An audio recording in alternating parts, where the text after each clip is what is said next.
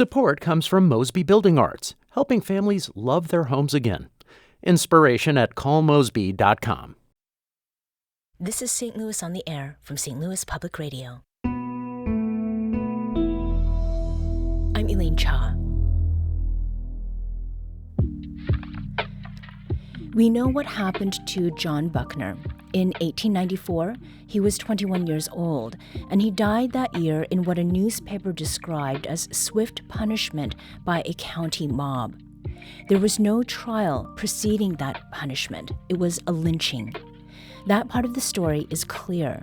What's contested, and the reason we first talked about this case 2 years ago, is where in St. Louis County this lynching took place. Was it in Valley Park or over the Meramec River? But there's a larger question to consider 131 years after the lynching of John Buckner.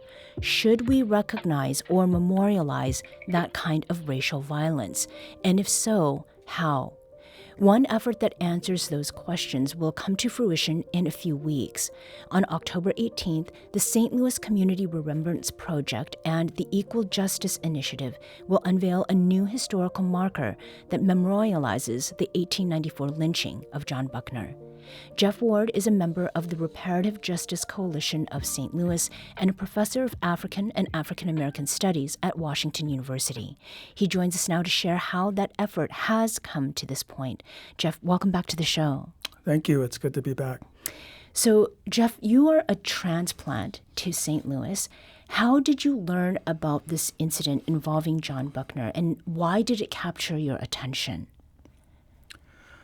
Well, I've been studying the history of racist violence for over 2 decades now, and by the time I arrived in St. Louis in 2018, had been working with other people to build a more complete historical record of racist violence and so on. And so I knew about lynchings in Missouri from that historical record, and what really brought the Buckner case to the sort of squarely to my attention was the effort in St. Louis to create a community remembrance project in partnership with Equal Justice Initiative, and then we started. That was what led us to start researching in more detail what happened to John Buckner and what happened to Francis McIntosh in 1836. Mm-hmm.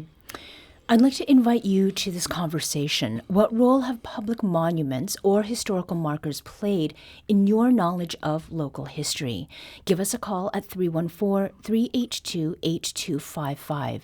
That's 314-382-TALK. You can also email us at talk@stlpr.org.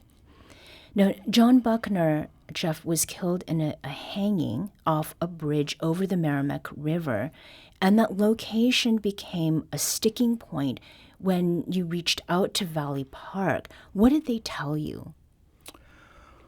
Well, our coalition reached out to Valley Park after the Great Rivers Greenway agreed to partner with us in placing a marker on the at the trailhead, which is on the northern side of the bridge.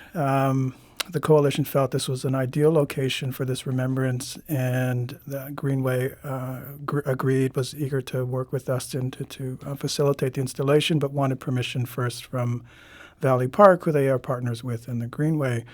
And they initially said no. The people who responded to us from the city, I should say, we never had an audience with the residents of Valley Park or with the mayor directly.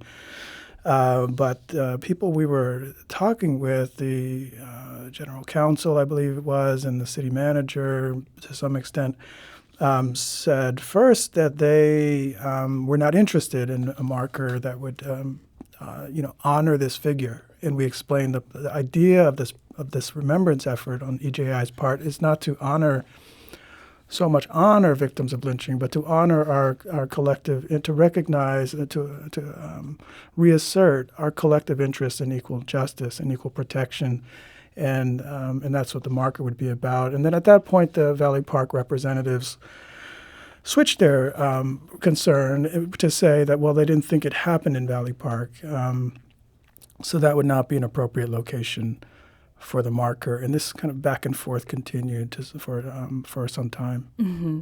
So the Valley Park city manager explaining why Valley Park was not interested in this, also talked about feedback from residents who said that it feels wrong to honor Buckner because he had been accused of sexual assault. So you did not have a chance to talk with anyone from Valley Park who felt that way. Is that right?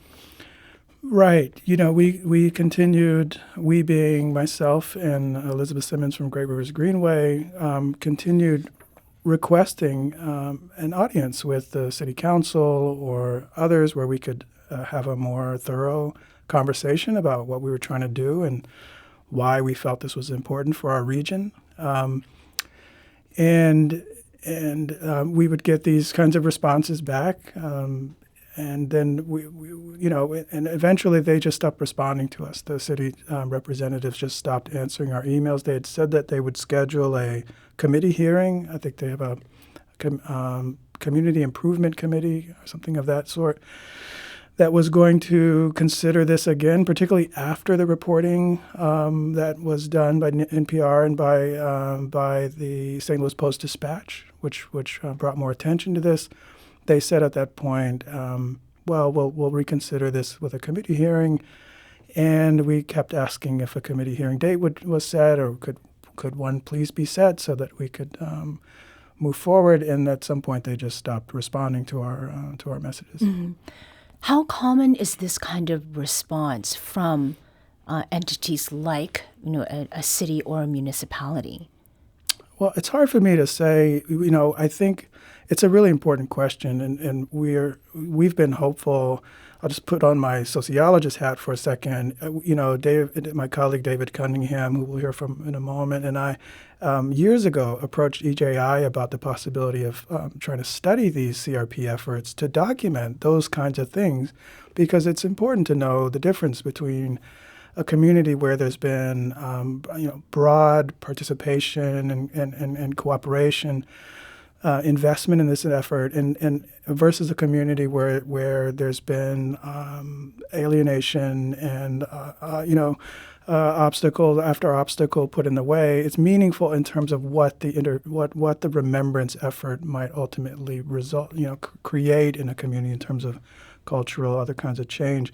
I can say that by comparison here in St. Louis, the city of St. Louis has been very supportive of our efforts. And so too, the former mayor of St. Louis spoke at our soil collection ceremony in remembering the lynching of Francis McIntosh. And county officials, including Sam Page, were involved in the soil collection ceremony in Buckner. In Buckner's case, and St. Louis County Parks, as I'll say more about in a moment, have partnered with us. So there's been an array of a range of responses. The only opposition we've experienced, and that I know of really across Missouri from statewide efforts, is in the case of Valley Park. Mm-hmm.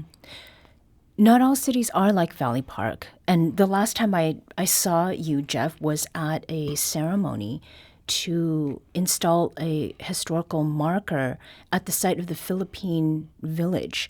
What was that process like in comparison to what we're talking about today? It's interesting, and it's a longer story, but the short story is that that initiative really grew out of a commitment by the former mayor of Clayton, Michelle Harris, to create a task force to consider the stories that are told in our commemorative landscape in the city of Clayton, and the extent to which they align with the city's commitments to values like equity and inclusion. And so in that case, you had a largely city-led initiative. The Board of Aldermen was supportive of that measure, and others that our task force took up in Clayton, including remembrance of the Black community that was displaced from downtown Clayton. You can find historical markers now downtown Clayton that bear witness to that history. So there was the kind of broad investment I was talking about existed in the context of Clayton, in contrast to Valley Park. And to be clear, I'm sure there are other Valley Park cases out there, including in Missouri and elsewhere in the country. Unfortunately, we don't have a lot of good information about. There are over 100 of these community remembrance projects around the country. We don't have good information about the kinds of cooperation they're enjoying or not through municipal and other leadership. Mm-hmm. This memorial for the lynching of John Buckner is going up in St. Louis County, in Buckner Park, and not in Valley Park. How did you, with your organizations, reach this compromise? Well, we wanted to place the marker somewhere near the location of the lynching, which we know was a bridge crossing the river in roughly the area of where the current bridge. I forget the name of the road, but the current bridge spanning the river that connects the location of the trailhead to the area where Buckner Park is located. We wanted the marker to be placed roughly around there. It's a heavily industrialized area, a lot of vehicular traffic. People are familiar with this area. There are long, strange on-ramps and off-ramps. There are very few options in terms of accessible, safe spaces for a commemorative object that's meant to be read and reflected upon, which was why one of the main reasons, the Valley Park location was preferred. There's parking, there's good lighting. People would be safe if you wanted to come with a group or bring a class or something of that sort. The space could accommodate that. Also, importantly, that is a location where people will stumble upon, this marker. I mean, you mentioned the Philippine Village marker, which is located in a place that gets regular passersby, walking dogs, pushing strollers, going to and from school or work. And I live in that area, and I see people all the time stopping in their tracks to just reflect on this and learn about it, which is something we want these markers to facilitate, discovery. And they don't answer all the questions, but they could lead people to learn more. So we settled on the park location because we had a partnership with St. Louis County Parks. Our soil collection ceremony was held in the location where the marker will be installed. It is a publicly accessible space. It's not an ideal space. There's an archery range next to it, for example. Mm-hmm.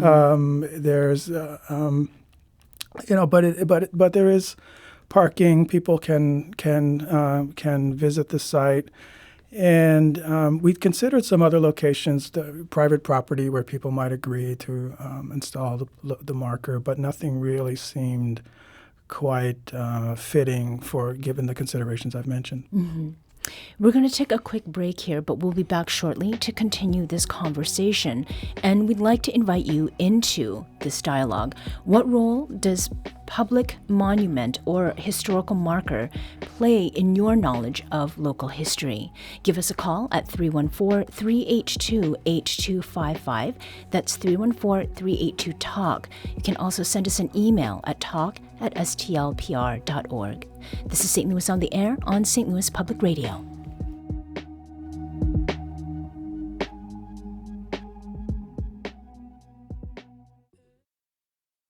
This is St. Louis Public Radio. Support comes from Meramec Corporation.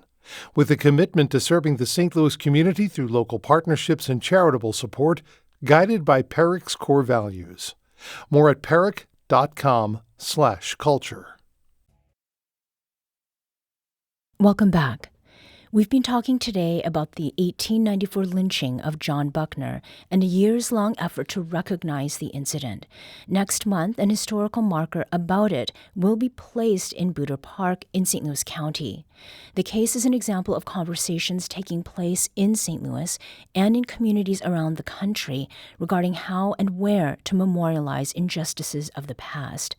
To continue this conversation, I'm joined by Geoff Ward, professor of African and African American Studies at WashU and a member of the Reparative Justice Coalition of St. Louis. And also with us is David Cunningham. He's a professor of sociology at Washington University. David, welcome to St. Louis on the Air. Thanks so much. Happy to be joining you. So, David, you and Geoff, I understand, are teaching a new course this year. It is for first-year students, and it's called Confronting the Past. Why this topic, David, and why confronting? Yeah, we're quite interested with this program, which runs a year, and this is a program that students elect to take. They apply to the program, so we really get a self-selection of students who are really invested in this sort of work. And we're really interested in exploring how different communities deal with divided past that involve conflict. One of the amazing things about this class, I think we've realized this as we've moved through, is that obviously our students are all coming from different places, where they've grown up. And there are different ways in which they engage with this. Sometimes it's really directly through something in their particular community, and they want to figure out how that could be addressed more fully or in ways that bring people together in a different sense.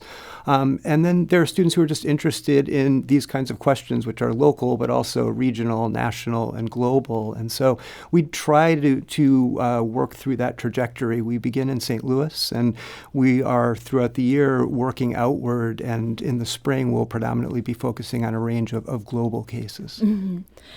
And that question about confronting, why the use of that particular term, Geoff? Well, it refers to a few things. One is the tendency, which we've talked about today, to avoid the past, to think that by looking away, not acknowledging, minimizing past injustice, we can, quote unquote, move on as a society. David and I, in our sociological research, along with many others, have documented how communities marked by histories of systematic racial violence like slavery and lynching continue to be distinguished by patterns of conflict and violence and inequality today. So the idea of confronting the past is really about the challenge societies face to face it, and to sort of find a way, as David mentioned, to have a healthier relationship to the past, a relationship that is not so divisive, where the past is not so easily used to divide us, to recreate conflicts, but instead maybe something we can use to form collective identities and to inform collective commitments around various values. Mm-hmm. And it's interesting that you put it that way, given that the students who have come here for this particular, to attend WashU, that is, and who are part of this course, that they're all from somewhere outside St. Louis, so as far as a collective identity and understanding.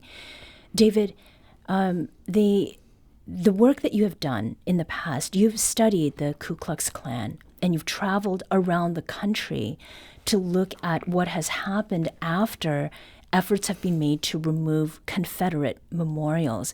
What interests you about this particular topic? Yeah, I mean, I've been very interested in the role that monuments and memorials play in communities. I mean, these objects have content to them. They try to tell a particular story about a particular segment of the past.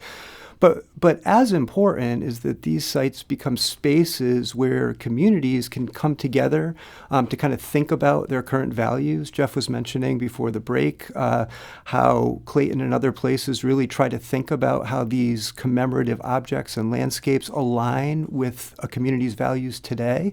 And so it's important to think of these objects as dynamic, meaning that they really do work right now. They're not just about telling a story that occurred, about an event that occurred 100 years ago or whatever it may be. And so I was really interested in that aspect of what monuments do, and then what happens when there is some effort to contest a particular version of the past that has had a role in the community. And so that's what really prompted me to try to visit the, I think it's 142 Confederate objects that have been removed since 2015 across the South. Mm-hmm. What about the case of John Buckner and the effort to memorialize what happened there? What stands out to you about that case? Well, I mean, this is an important case in the sense that it really connects history in St. Louis County to St. Louis City to the state and the region in a variety of ways. I mean, the fact that the effort to recognize, acknowledge this particular history of this particular event, this ties to this broader campaign that Geoff was talking about before by the Equal Justice Initiative. So one of the things about these community remembrance projects is that they are organized through EJI, and so they have the same format. The historical markers have the same physical form. And one of the things that I noted when traveling around the South is that many places that have removed Confederate objects also have placed EJI-related markers to local acts of racial violence and lynching. And one of the things that I think the Buckner campaign to place this to place this marker has done is it really connects this area to this broader regional and national story, and it really allows people to understand their surroundings, not just about exactly what happened in the case of John Buckner, but how that relates to this broader history. Mm-hmm. It's also interesting as you're talking about the same physical form of these markers and thinking about what is not there, what people do not know. In the case of these Confederate monuments, that there was something there, but if you take those away, it's not a blank space. There is something that is there to be recognized. The question over public memorials and educating the public about tragic moments of American history is, obviously it's a battleground. And only a few weeks ago, the Trump administration reportedly ordered several National Park Service sites across the country to take down materials related to slavery and Native Americans. And in March, Trump issued an executive order titled Restoring Truth and Sanity to American History, which said that materials should, quote, focus on the greatness of the achievements and progress of the American people, end quote. So this is something I bring up because in 2023, Valley Park's city attorney provided an explanation for why the city would not support a memorial to the lynching of victim John Buckner because of divisiveness and an unnecessary rehashing of events that end up dividing a community. How do you respond to that position, David, that we should be celebrating history or even avoiding history if it is going to create conflict or tension? Well, I think it's important to highlight again what Geoff mentioned earlier is that we have dozens of studies that show that the legacies of racial violence are quite real in the present, meaning that places that have that are marked by acts of historical racist violence today continue to exhibit higher levels of racial inequality economically, higher levels of violent crime, higher rates of political polarization. There's a corrosive effect to these histories when left unaddressed that we continue to feel. And part of this research also shows that acts of redress, acts to try to acknowledge and address these histories actually can interrupt those legacy effects. So this idea that only a positive portrayal of a past history can lead to a positive, cohesive community today is just absolutely belied by these dozens of studies that have shown exactly the opposite. It's really the acknowledgement and the coming together around the acknowledgement of this history is how one builds, repair, and tries to interrupt these corrosive effects. Mm-hmm. The students who are part of the class that you are both teaching together, they have self-selected. They're choosing, to the extent that they've applied to be part of this course. Even so, do your students have similar questions about history, about conflict, about building understanding. Maybe that comes from their own experiences of what they have heard from their families and the communities that they've come from. Geoff? They do, and I think there are a number of reasons for that. I mean, I'm thinking, the historian David Tell writes about the lynching of Emmett Till and the remembrance of the lynching of Emmett Till. Recently described monuments and memorials as the new lunch counters. And what he meant by that was these are sites that have been, these are places where we are working out our racial politics, not because necessarily they're built for that, but because they're activated. They create spaces that can be activated to force those kinds of questions.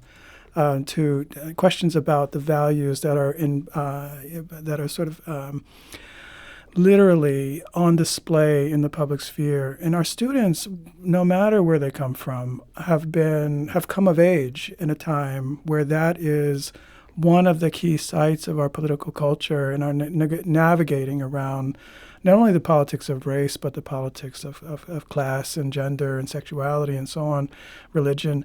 And so they're steeped in that. Also, they are, while they're familiar with cases in their local communities, they are also, to some extent, steeped in national and even global stories vis-a-vis social media.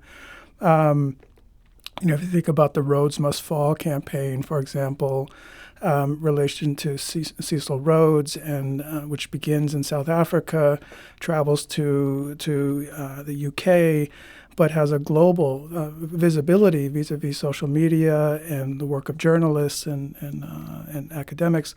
So they're familiar with these stories, and they've been wanting to make sense of them. Also, they have stakes, in what comes of these contestations of history, insofar as their future prospects are concerned. Mm-hmm. The Equal Justice Initiative describes John Buckner as one of at least 68 documented victims of racial terror who were killed in Missouri between 1863 and 1950. David, how do we approach so many incidents when handling just one, as in Valley Park, when handling just one is so clearly difficult? Yeah, well, I think one of the aspects that is really powerful about the Community Remembrance Project model is that it really is about a grassroots effort by members of local communities to tell the story of their community. So certainly these histories are pervasive. They're really permeate a lot of communities, but there's also a lot of people who are invested in this sort of work. And the idea of these projects being initiated and controlled by coalitions of local folks that are willing to engage in this hard work, as you mentioned, is really the power of this. And so ideally over time, and this has already begun happening in Missouri and elsewhere, is you start to also see connections between the Community Remembrance Project. So you have statewide coalitions where they can come together and gather. And, the idea of this common recognition is really about telling a collective story about what our history looks like and what it means to acknowledge that, address that, and seek to repair that in some ways. Mm-hmm. David Cunningham is a professor of sociology at WashU. He's also the co-editor with Geoff Ward and Hetty Lee of a special journal issue on legacies of racial violence. Geoff Ward is a professor of African and African American Studies at Washington University and a member of the Reparative Justice Coalition of St. Louis. Geoff and David, thank you so much for talking with us today. Thank you. Yeah, thanks for having us. The St. Louis Community Remembrance Project will unveil its marker to the lynching of John Buckner on October 18th at Buckner Park. More details at rjcstl.org.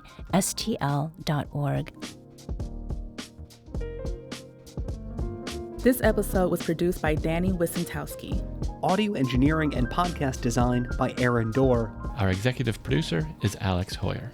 St. Louis on the Air is a production of St. Louis Public Radio. Understanding starts here. Do you find yourself regularly listening to episodes of St. Louis on the Air? Suggest us to a friend you think might enjoy our conversations. And leave us a review and rating on Apple Podcasts on the App Store. It's the simplest way to help people discover our show.